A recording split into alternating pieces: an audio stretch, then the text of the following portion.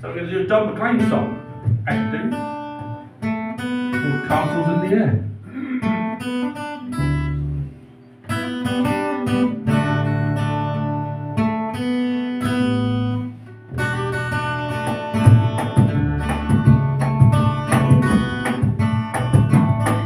And if she asks you why, you can tell her that I told you that I'm tired of castles in the air. I've got a dream I want the world to share, and castle walls lead me to despair.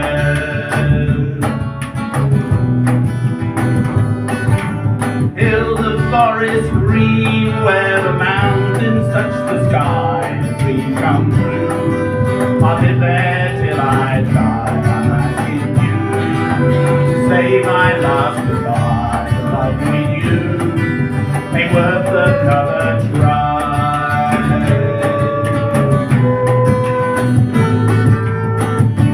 Save me from all the trouble and the pain. I know I'm weak, but I can't face that girl again.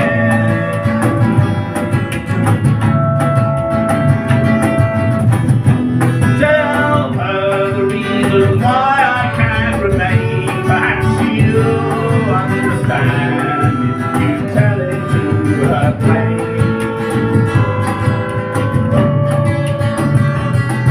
But how can words express the feel of sunlight in the morning in that hill, away from city's strife? I need a country woman for my wife. I'm city born, but I love the country life.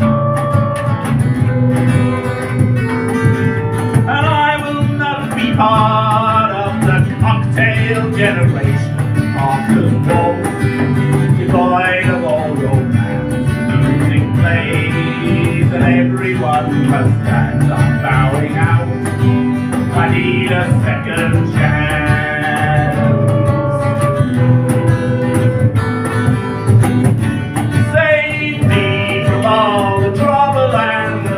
I know I'm weak, but I can't face that girl again.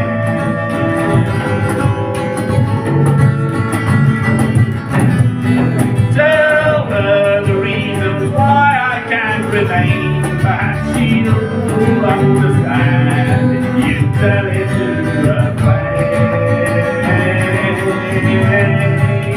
Oh, and if you ask me why, you can tell her that I told you I'm tired of castles in the air. I've got a dream I want the world to share, and castle walls lead me to despair.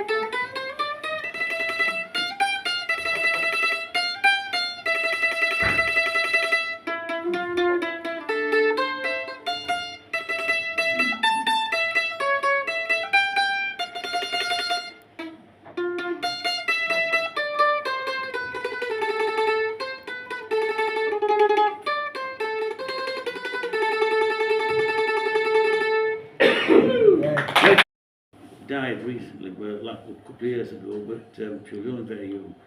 But they sang this song, and they said it was a Welsh song, and I was convinced it was Japanese. And they made a joke of it because I'll tell you, the first time I heard it, did you ever see a film called Empire of the Sun? Where the Japanese people, soldiers, are raising the flag and singing their national anthem, and a young boy stood by the fence singing a song. So I thought it was Japanese, but apparently it's Welsh. And it's called Huna Blentin, or sometimes called Soigan. I'm not going to try and sing the words because I can't speak Welsh, but Vicky explained to me, I think it's rather nice actually. When babies smile, people say it's because they have wind. It isn't. It's because they're babies, they're innocent, and they can actually see angels over your shoulder. Us being old and corrupt can't see them anymore, but they can. So Polly, are you listening? Yes.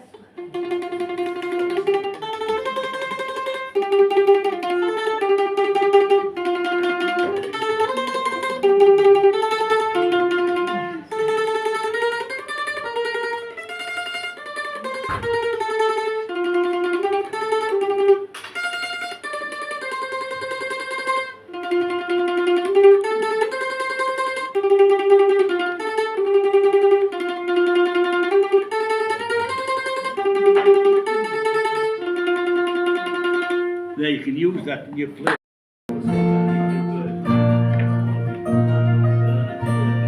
You fill up my senses like a night in the forest, like the mountains in springtime, like a walk in the rain, like a storm in the desert, like a sleeping ocean. You fill up my senses, come fill me again. Come let me love you, let me give my life to you. Let me drown in your laughter, let me die in your arms. Let me lay down beside you, let me always be with you. Come, let me love you. Come, love me again.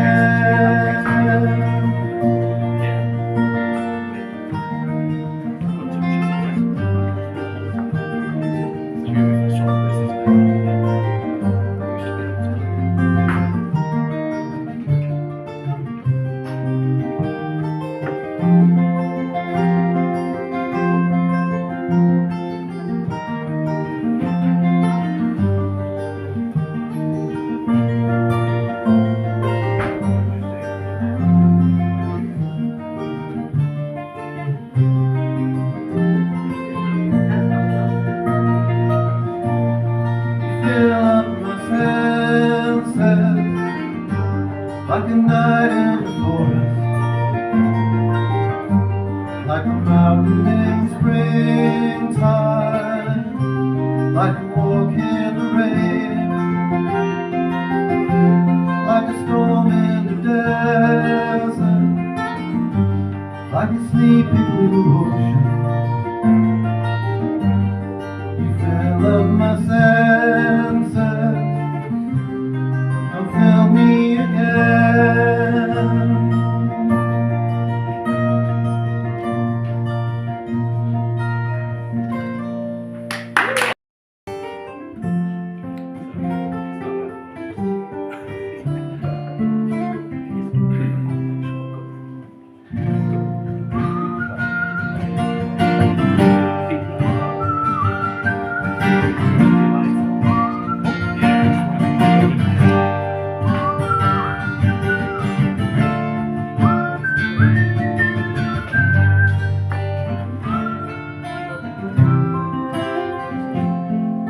I follow the most far down to Donkey Park, listening to the wind of change. An August summer night, soldiers passing by, listening to the wind of change.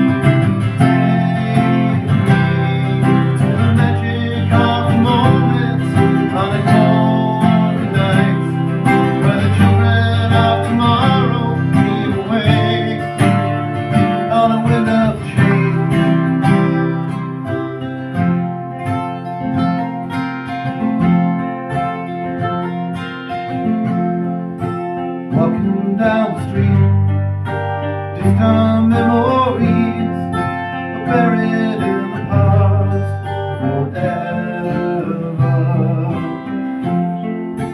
Follow the most on down to Donkey Park, listening to the wind of change.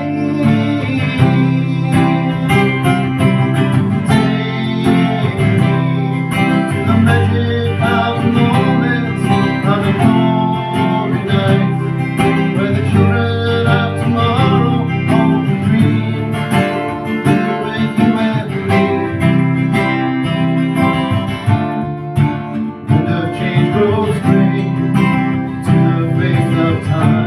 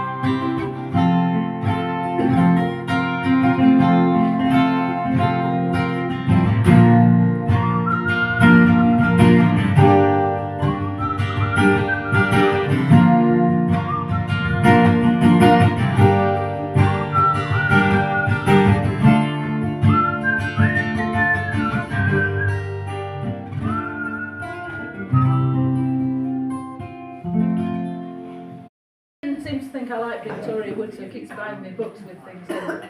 So this is one called Untitled. It comes to me in starts and fits that life is full of know-all gits, and most of them have sat on my settee. It seemed when my friends were small, none of us knew bugger all, and they all knew more bugger all than me. I do not lie, I do not steal, but other people make me feel like some acnid and inadequate trainee. However brave, however bold, it always leaves the others cold. There's always someone much more brave than me. I never know what life's about. My grasp of it has just conked out. I seem to have mislaid my guarantee. I scour the press, I watch the news. I know some things, I have some views, but the inside story never comes from me. You buy a house, you buy a flat, you think, how nice, and that is that. You close your own front door and turn the key. But this myself I do not find, I do not have such peace of mind, because people never leave enough for me. It comes to me in starts and fits that life is full of know-all gits, and most of them have sat on my settee. I only hope next time they come, a spring pops up and gets the bug, and nobody will be more pleased than me. Hi, afternoon everybody. This is my first time I've ever been up here actually. Never ever sung in public here. I've sung backing vocals in bands, but right in the dark and shadows where the lights don't get you, but never sung lead before, so just bear with me. I'm singing a song by Creedence, a water revival from the 70s called Have You Ever Seen the Rain? Just bear with me. Give me the beat.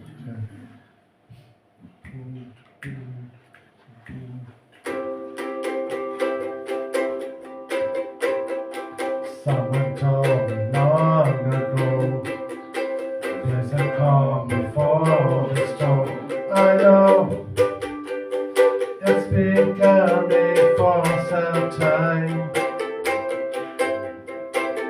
When it's over, it's say it will rain and sunny. I know like water. I wanna know, have you ever seen the rain? I wanna know, have you ever seen the rain? Coming down on a sunny day. Yesterday, the days before, sun is cold and rain is hot. I know, been that way for all my time. Forever on it goes, through the circle fast and slow. I know, it can't stop, I wonder.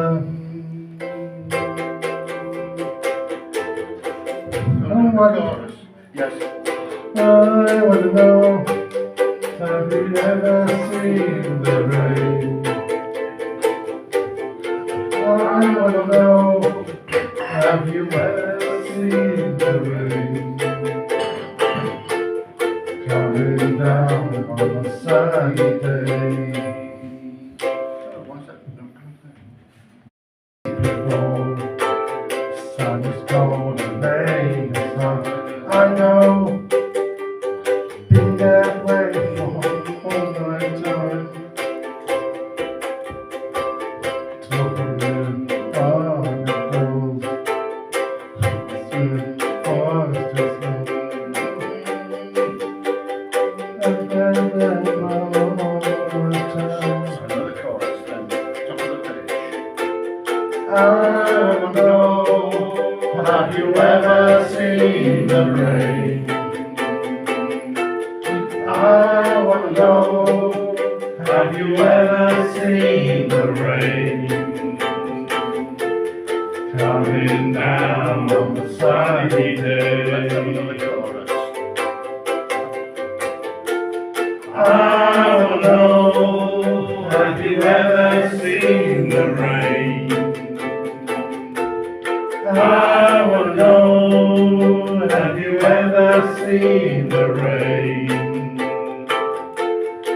coming down on a sunny day. The uncertainty of knowing, we will all reject the veracity of the new. We too would arrest Galileo, because it was there, in the words that we had read, that the earth was being set forth on foundations, not floating free, like the scientists said. We would lampoon and deride Mr. Darwin, rather than accept that our ancestors were apes.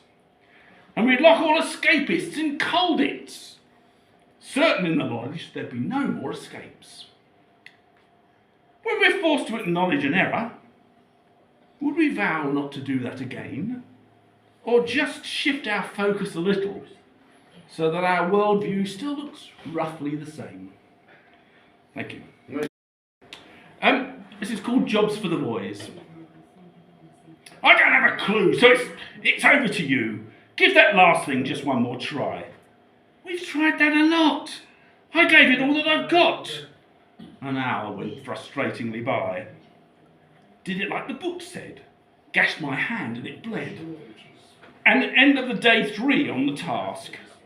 Next day, back in the store, the man who sold it to us wasn't there anymore, which meant there was no one else left to ask. It's still at the back of the cupboard, under sack. I can't bear to throw it away. The last time I got it out, she gave me such a clout. Still, I'll fix the bugger one day. Okay. Yeah?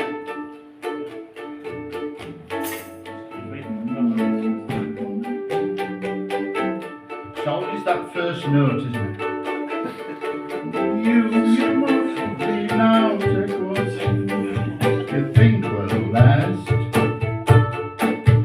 But whatever you want to keep, you better grab it fast. Yonder stands the orphan with his gun, crying like a fire in the sun. Watch out for this. Look out, the saints are coming through. And it's all over now, baby blue. The highway is for gamblers, very gives your sense. Take what you have gathered from coincidence. The empty-handed painter from your streets is drawing crazy patterns on your sheets. Don't know what it means either. The sky too is falling under you, and it's all over now, baby blue. All you seasick sailors, they are rowing home, and all your reindeer armies are all going home.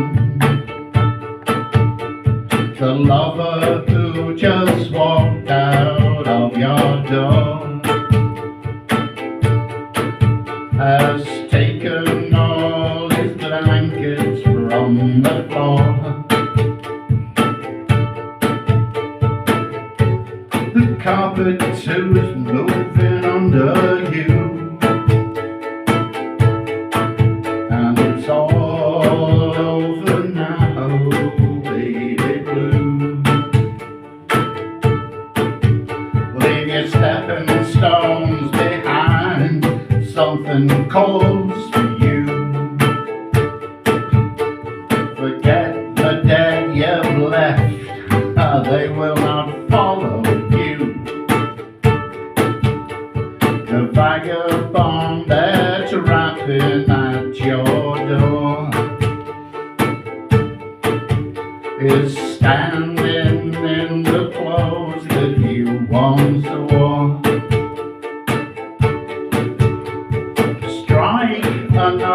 match, start anew. 'Cause it's all over now, baby blue. Yes, it's all over now, baby blue. From a lady who's Gaia Holmes, saying on Gaia? Something like that. It said, Apocalypse Landscape, free course. So I thought I'll have a go at that. It was run by Professor Stephen Ely from Hillsborough University. And it was supported by the Ted Hughes Foundation as a live project for the OU, because they're now running it as a class. So this is about, anyone who knows me will know I'm into volcanoes. And this is about an area of Lanzarote called Papagayo, which is southeast of Playa Blanca. It's known for its very volcanic landscape and stunningly beautiful beaches with no facilities and no shops, nothing. Just an ice cream van in the back. A couple of terms that some of you might not be really familiar with. Tephra is any fragment of rock ejected by a volcano, anything. Yeah. Scoria, that's the big stuff, anything over 64 mil. Under 64 mil. And that can be acid or alkaline, depends. And then you've got scoria cones. The Canaries are covered in scoria cones. They're usually low, they don't last very long. They're monogenic, they erupt once and stop. And Papagayo is known for those. Lapilli, that's the tiny stuff. That's the stuff that goes up 30 odd miles sometimes. And then a barranco, which is a deep gorge. Okay? So, Papagayo is rising. Witches' cats, well camouflaged, would disappear before the eye, and what magic created a place no broom could sweep clean. Volcanic apocalypse raised Papagayo, which time and time again fell back to the sea. The island's chest, heaving, being sick, belching, spewing, searing breaths of rock and gas, until now, and is still. This desert landscape, never seeming to change, black stones and rocks not moving, save those crushed by passing feet, blown or washed away, sliding ever downward to the waiting sea. Black lava bombs scorched by a tropical sun, splashed by water, crack, a fine hairline, not seen but there, and will grow in time to split the bomb asunder. Scoria cones everywhere, the land between, slowly, inexorably wearing down. 100 years, 1,000, who knows how long it takes to form a barranco. Now steep, fast eroding in rain, rivers form, tearing the landscape, wearing it down, all washed to the sea. Darker forces are at work. Deep in the bowels of the island, pushing ever upward, magma chamber growing, the beating heart of this place. Papagayo is rising. Truth points show it is, but to us it isn't. It's the same as yesterday. Or is it? There, a silver white mud pot was not there yesterday, a metre long and half as wide, with tiny broken white balloons strewn around, too small for any child. Acid rain on acid rocks percolating down meets an ancient bed of coral melted by acid water, hits the head of magma, heated rocks. Boiled, lifted, erupts to form a mud pot, but the tourists walk right past, never seeing the changing world, caring for nothing but the beach. A beach where the sandcastles of our youth soon fall apart. Black volcanic sand, even wet, will not hold a shape and crumbles. Look closely at far edges of the trodden path. See myriad small flowers there, white and pink and mauve, and tiny seashells 100 feet above the beach. What are they doing there? Papagayo is rising. Scoria cones, lava bombs, tephra, lapilli, coral flowers, all going skyward, inexorably up. 1,000 pairs of eyes pass every day, seeing only a desert of black stones. The same black stones they've seen before. Change is slow for now, but Papagayo is rising. What you might not know is it's 4 volcanoes, not 1. There were 3 Small shield volcanoes, they're the low-slung basalt things like the Hawaiian Islands, and then this big thing grew in the middle. This is the story of 3 flat black canaries makes one. Growing layer upon layer, slowly revealing first their tops, then their bodies, 3 flat black basaltic shield volcanoes, Aliga, Teno and Roque del Conde. Already millions of years in the making, dramatically changing the shape of the seabed, thrusting fire-breathing bodies above the waters. Though they never have their own way, as the sea carves them up and smashes them down, the landscape, day to day, ever changing, volcanoes spitting fire and rock to build land, the relentless pounding sea working hard to erode them.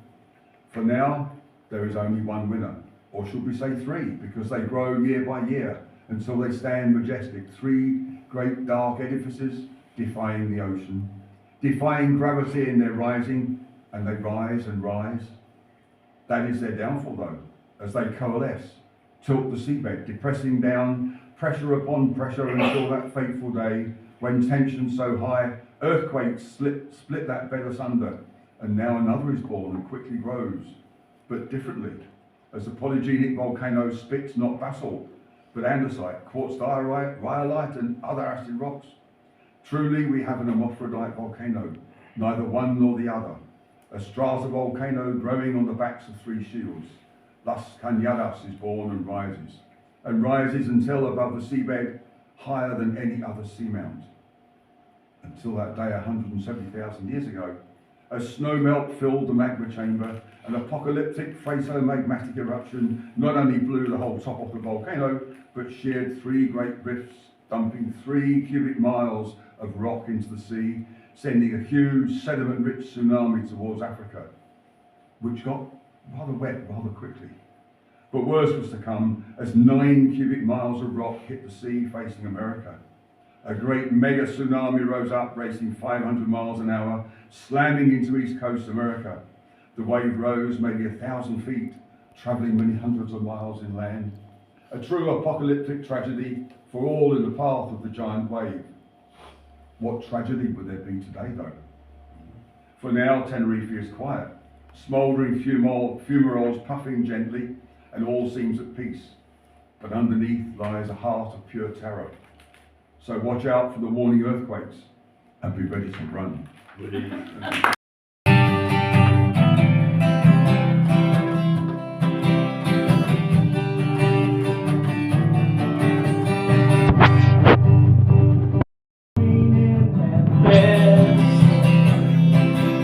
She tried to take me upstairs for a ride. She had to heave me right over her shoulder, 'cause I just can't seem to get you off my mind. She's a honky-tonk women. Give me the honky-tonk blues. I laid a divorcee in New York City. I had to put up some kind of a fight. She had to give me right over her shoulder,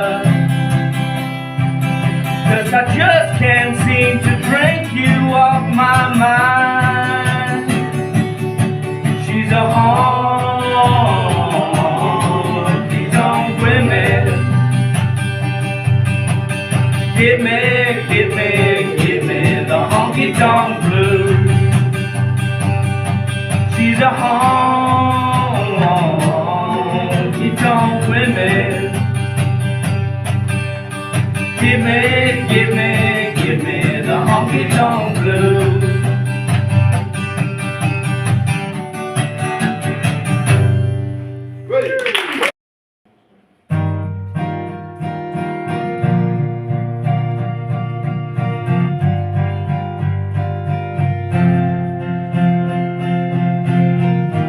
On the shore of the night is slipping through my hands.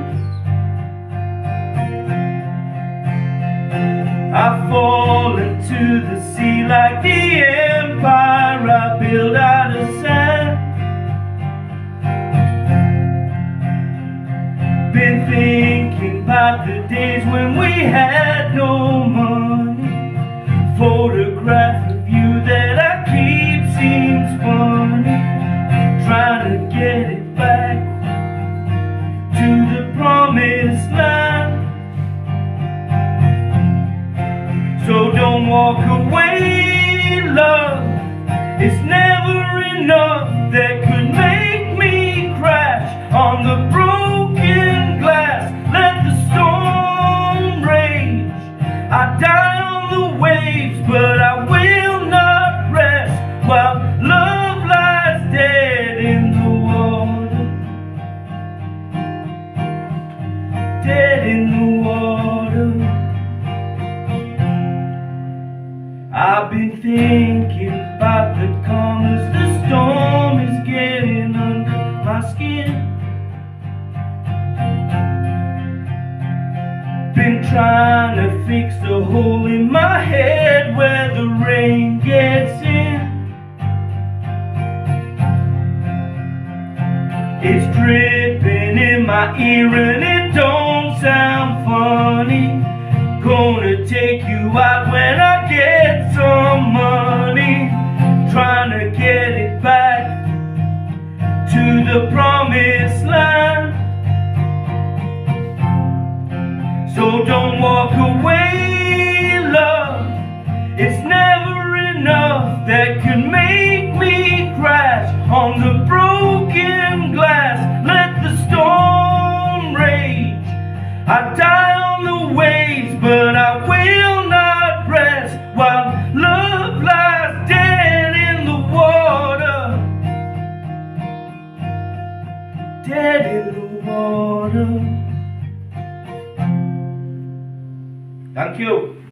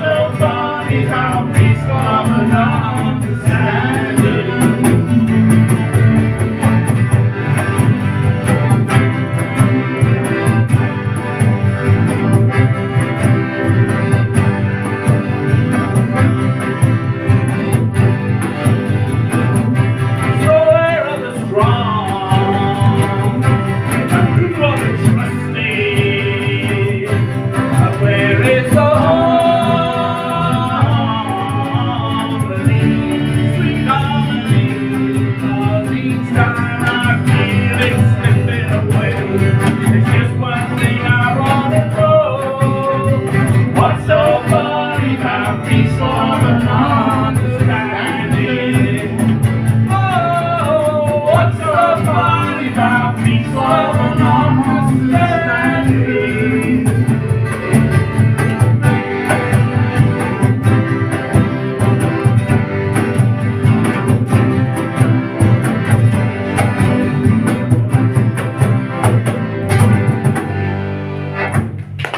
Once or twice now. So we are the Playhouse and Gastric Gas Band, all members here at the Playhouse, and we've been together for almost a decade now. It's scary stuff, isn't it?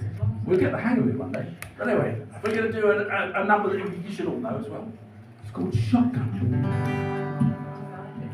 Have you found it? Yeah, this wasn't on the original set list. So.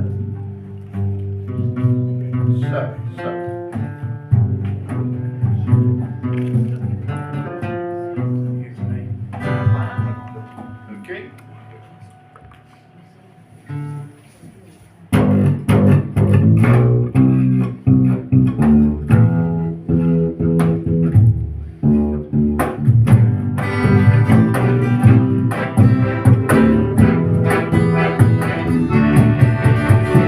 Homegrown alligator, see you later. Gotta hit the road, gotta hit the road. Something's changing the atmosphere, architecture unfamiliar. I could get used to this. Time flies by in the yellow and green. Stick around and you'll see what I mean. There's a mountain top that I'm dreaming of. If you need me, you'll know where I'll be.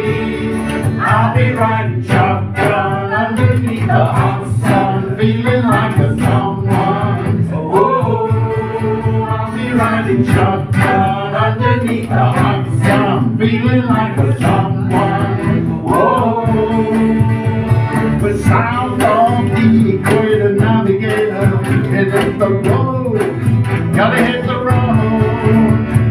Deep sea diving round the clock, bikini bottoms, lager tops. I could get used to this. Time flies by in the yellow and green. Stick around and you'll see what I mean. There's a mountain top that I'm dreaming of. If you need me, you'll know where I'll be. I'll be riding shotgun underneath the hot sun, feeling like a someone. Whoa, I'll be riding shotgun underneath the hot sun, feeling like a someone. Whoa, we gonna cheer in the front, cheer in the back, sailing along, and we gotta look back.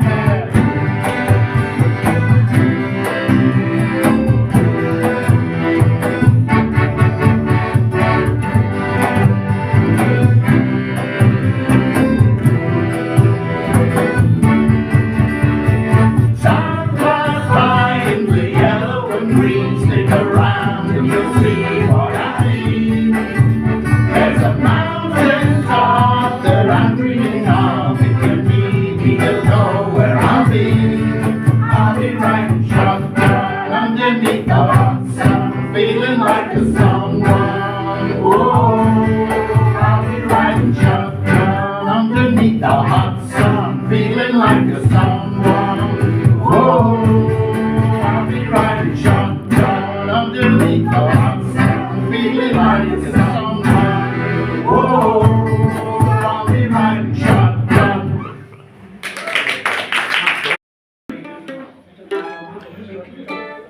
I'd like to be thought of as the George Shearing of the mandolin, but we'll try anyway.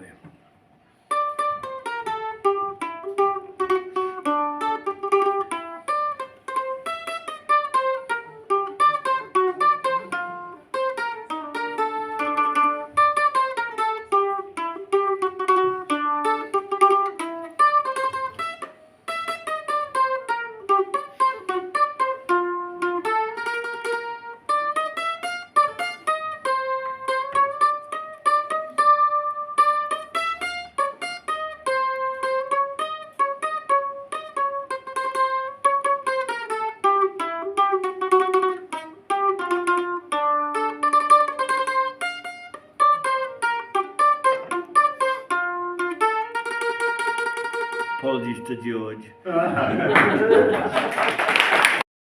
gone all jazzy, haven't I? Because I've been listening to Dave, what's his name, Cullum on radio. Nice.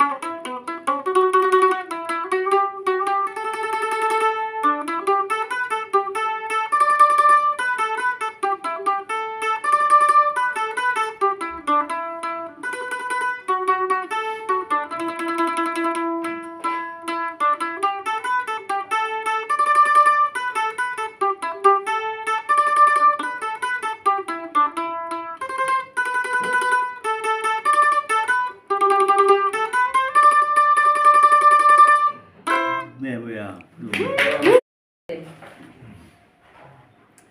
There's a famous seaside place called Blackpool. You'll have the next line on your lips. It's noted for fresh air and also for fun, and mugging and drag-apps and chips. And Blackpool's the scene for my story. A wedding one morning in May, when Mr. and Mrs. Ramsbottom gave their only child, Whitney, away. They'd worried she'd never get married, that the way to her heart would stay barred, because she only liked sitting on sofa, and Strictly, and Bake Off, and lard. But Cupid, we know, is capricious. We can't choose the target he picks, and love came to Whitney Ramsbottom, and she'd only popped out for a Twix. She was having a quick flick through Closer. Will Jen find the love she deserves? Madonna will only eat kiwis, and Kerry's embracing her curves. It was then that she looked up and saw him. He leaned in and gave her a shove. He said, "Hush up, I can't reach the Pringles." And bang, that was Whitney, in love. They met for a drink the next evening. He ordered, as he was the man, a 2-litre bottle of Tango. They swigged it in turns in his van. He proposed in their favourite bistro. They'd just ordered a pair of Scotch eggs. It wasn't exactly a bistro. To tell you the truth, it was Greg's. The wedding was planned to the second. Each detail was honed to the hilt. And because of this whole Scotch egg moment, she thought he'd look nice in a kilt. She hadn't lost weight for the fitting. They couldn't zip it up in the shop. In the end, they just stitched in elastic and chucked a pashmina on top. The hen night, it started off sober. Nice little place that played jazz. Then they started inventing new cocktails with Baileys, Red Bull and Shiraz. The groom ended up on a bollard, stark naked, and let's be frank, pissed. And a short silent film of his scrotum was sent to his Christmas cards. The wedding day dawned bright and sunny. The groom in his kilt looked a treat.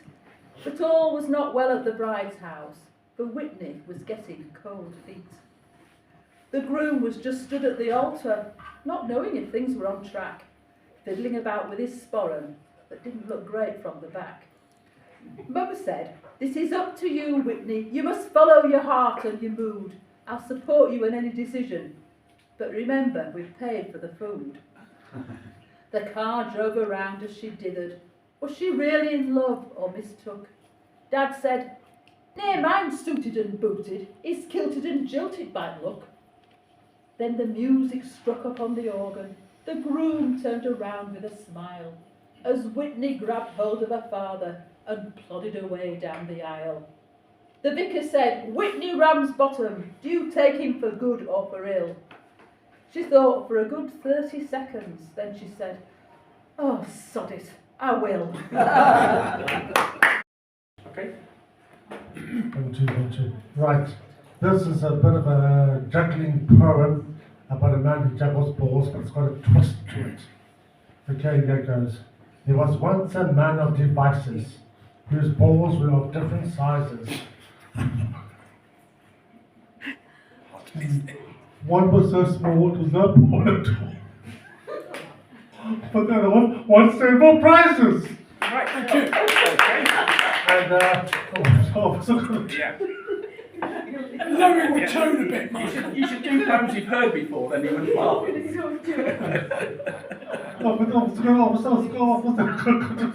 Okay. Right. It's what they're for. We need them to do it. Our pensions rely on it. Companies must make more money. So a qualified scientist plays in a lab making bubbles.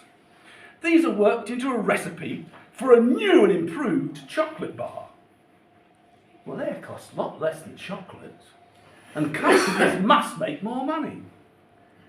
They pay people to inject water and other chemicals into raw meat. These make the meat tough and tasteless to eat.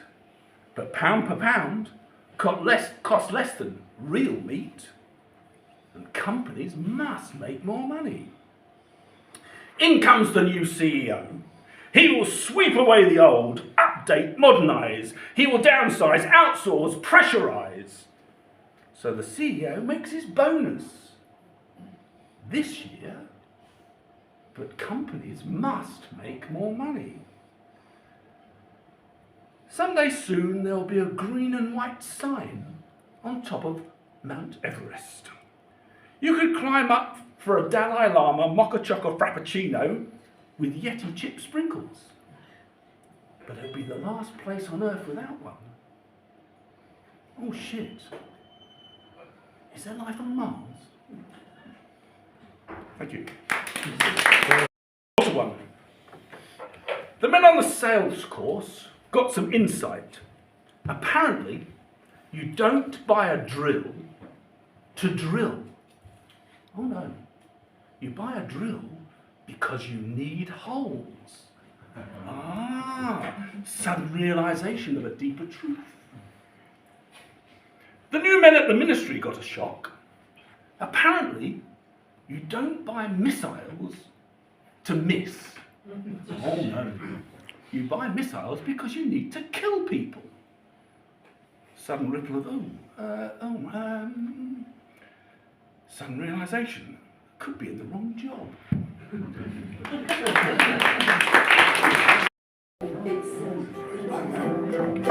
Sorry about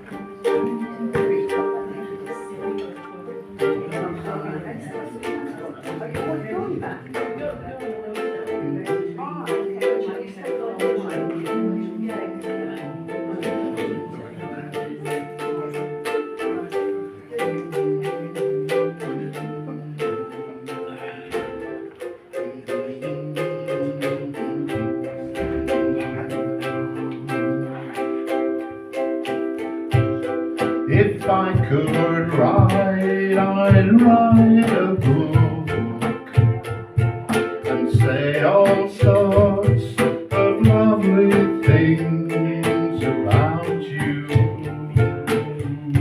Say I couldn't live without you, and say how nice you look.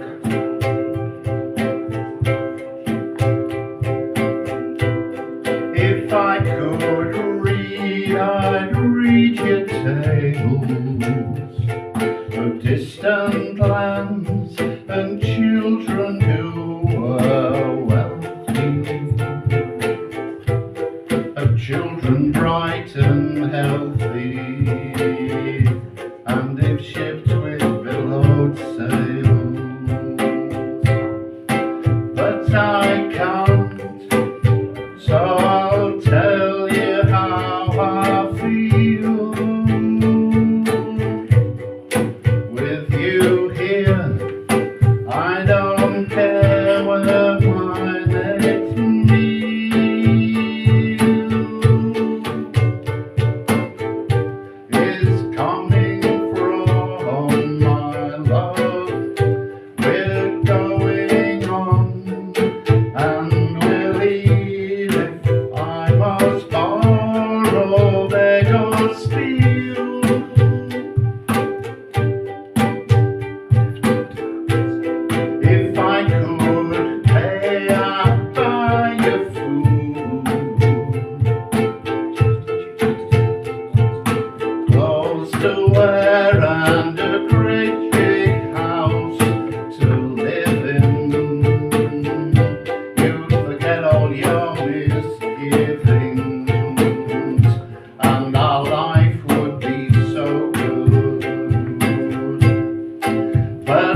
can't, so I'll tell you how I feel.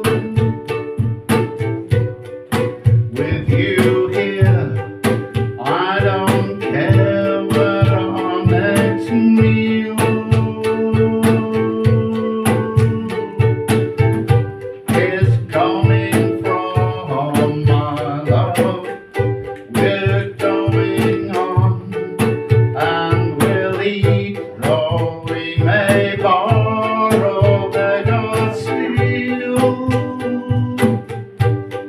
Yes, we'll eat, though we may borrow, beg or steal.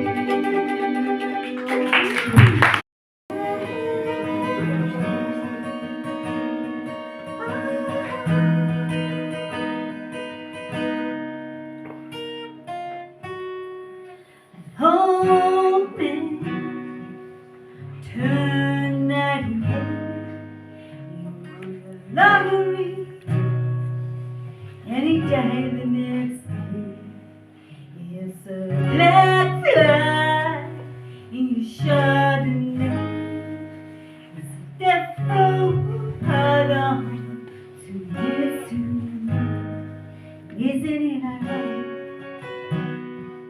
Don't you think? It's like rain on your wedding day. It's a free ride that you've already paid. It's a goodbye that you just didn't say. And who would have thought if yours is the place to say? Was the place to die? Suitcase and he kissed his kiss goodbye. So damn alive to take that flight. Plane crashed down and he thought, well, isn't this nice? Isn't it ironic? Don't you think? A little too ironic. Yeah, I really do. It's like rain on your wedding day. It's a free ride that you've already paid. Goodbyes that you just didn't say. And who would have thought if yours and love us a funny way of thinking about everything when everything's wrong and everything goes on and love us a funny way of helping you out when you think everything goes wrong and everything goes up in your head. Traffic jam when you're already late.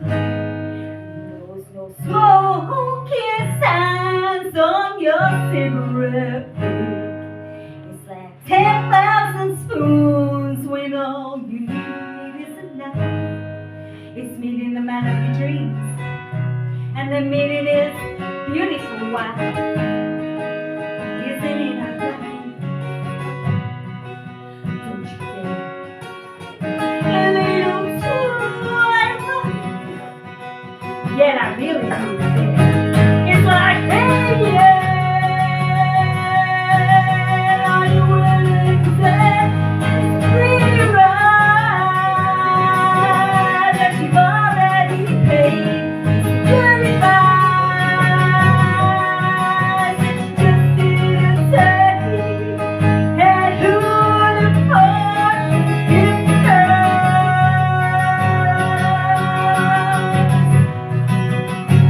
and life was a funny way of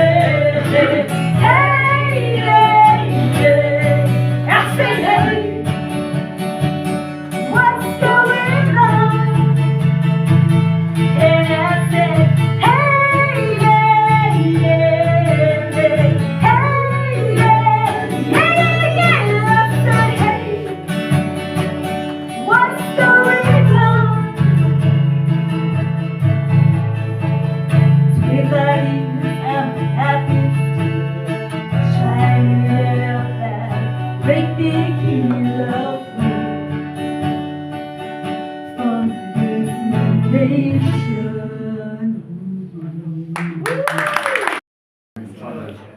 borrowed a pen from the bar, trying to trace it, but anyway. Here we go. It's called the knock-on effect. I heard the sound long before I knew what was coming. It began as a background whine, but quickly grew to a deafening pitch, such I had to seek shelter from it. Even in my home, well away from the cool, fresh air of the day, I could still feel the sound biting into my brain. Then it stopped, and a welcome relief spread through my body, and I began to relax for the first time. Looking over to my partner lying next to me, I knew she was sick, but couldn't let her know I was. She needed to eat, so did I.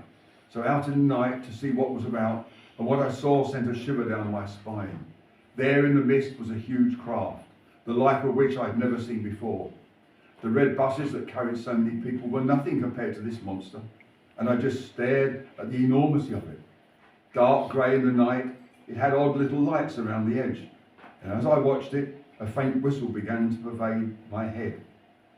I turned away from the craft, but the strange voices were still there in my head. Filling my brain with some unheard of language, I was drawn to look back at the craft, and then transfixed, I watched as an opening appeared high up on the side, and a blinding light filled the darkness. So bright that the creatures that emerged were surrounded by pure light, and they just floated, without steps or other support, gracefully descending to the ground. As the light faded, I could see the creatures were holding something like a hose that was attached to the craft, and they seemed to float at the end of the hose and move outwards as they did. The sight was so mesmerising, at first I didn't hear the new sound that came from the creatures, a whistling sound, much higher pitched than before, and only just audible even to me.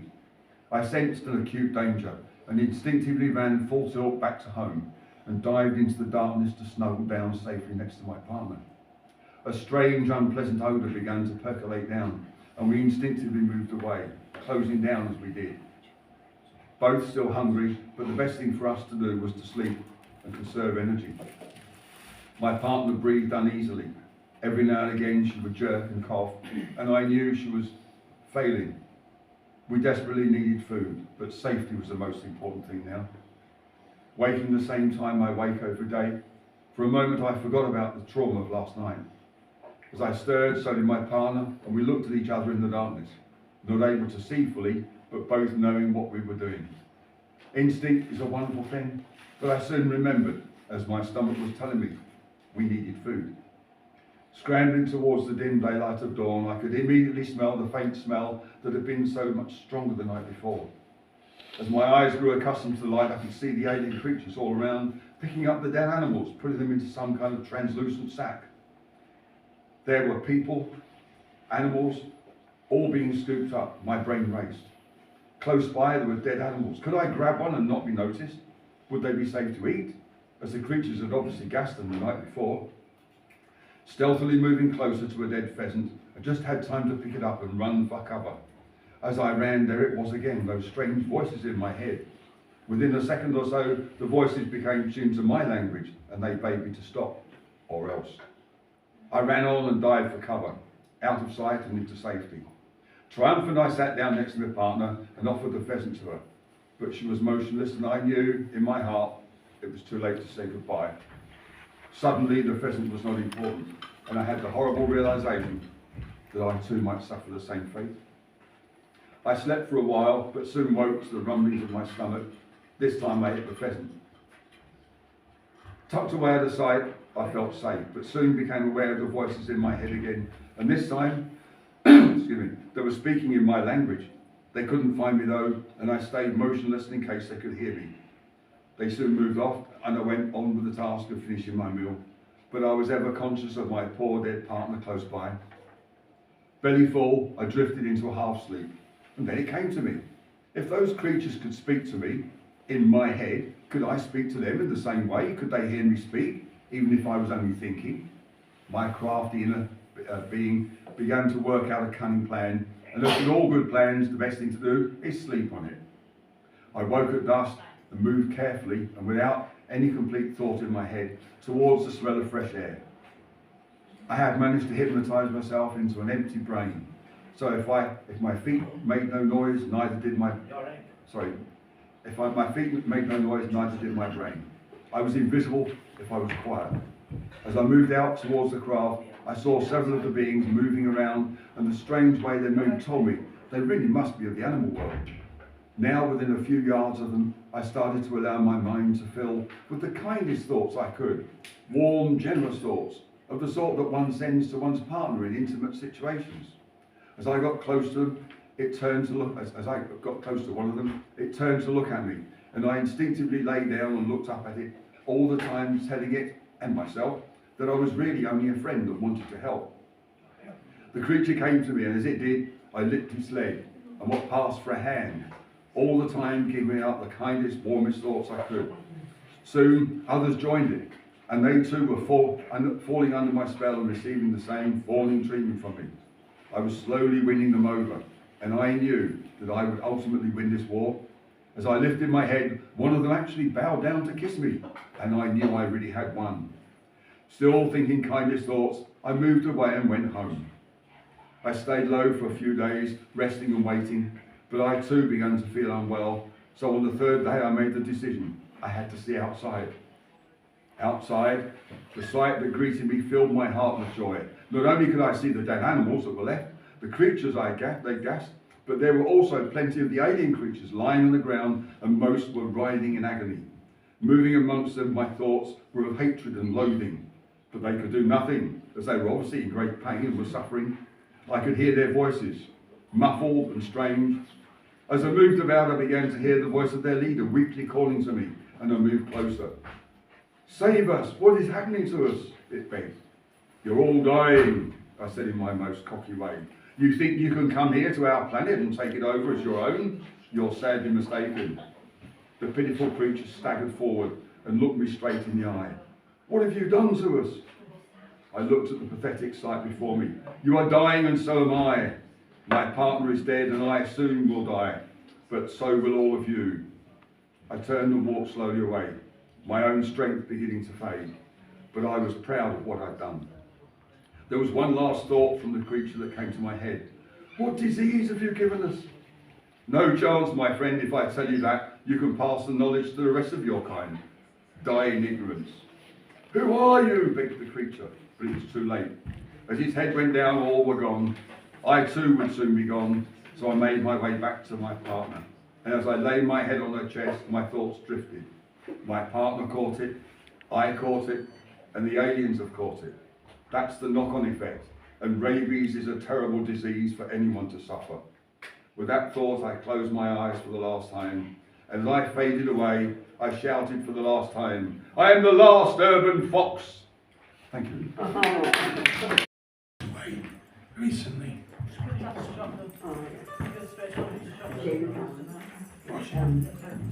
In alphabetical order.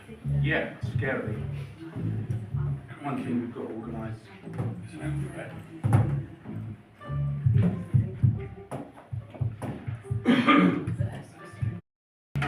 The chorus is easy. Right? 1, 2, 3.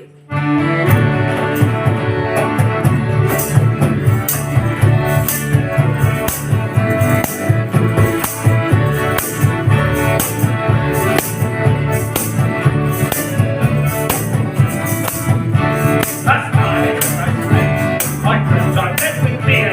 I should be taught to have that we are.